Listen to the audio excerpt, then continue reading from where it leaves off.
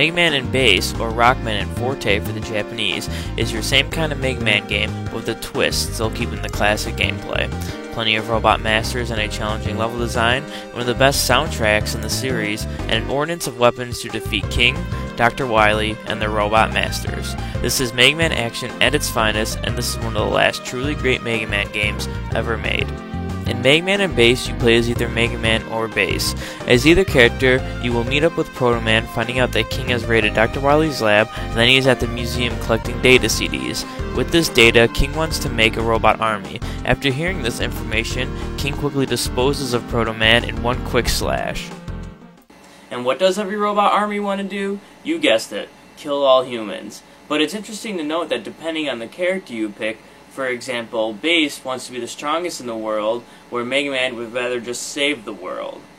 In other Mega Man games, you can just select whichever boss you want to try and beat first, but to go to different robot masters, you must first defeat other robots to open different paths.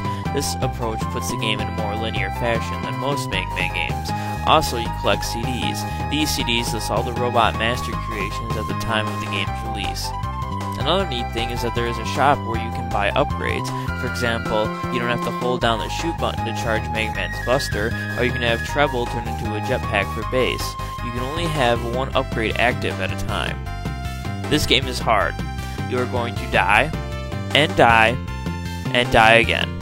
Luckily, this Mega Man game has a save feature and not a shitty password system like most Mega Man games have. This game is gonna kick your ass. It doesn't matter if you're a Mega Man vet, this game still has stuff up its sleeve you've never seen before. The controls are tight and responsive, sticking to classic Mega Man formula. Depending on which character you pick, the controls are considerably different. Mega Man has his classic charge shot and slide, while Bass has a double jump, a Mega Man X-style dash, and he can shoot in 5 different directions and in rapid fire. However, he cannot shoot while moving. Now, one of the best parts of this game, the music. The music ranges from slow, mysterious beats to fast, beautiful, melodic melodies. Whichever stage you pick, the music fits it perfect. Also, Mega Man and Bass is one of the best boss battle themes in the series.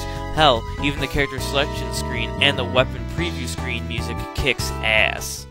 Also, this game has one of the most saddest game over music in video game history.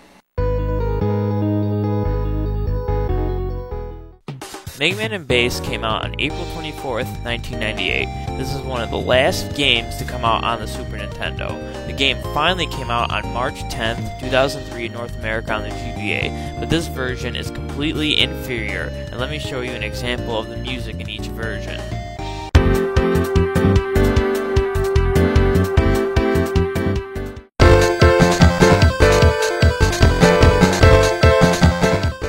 The GBA version is just a pile of shit compared to the Super Nintendo version. Also on the GBA, because of the screen size, you play at a zoomed-in perspective. This results in not seeing some pitfalls you would normally see.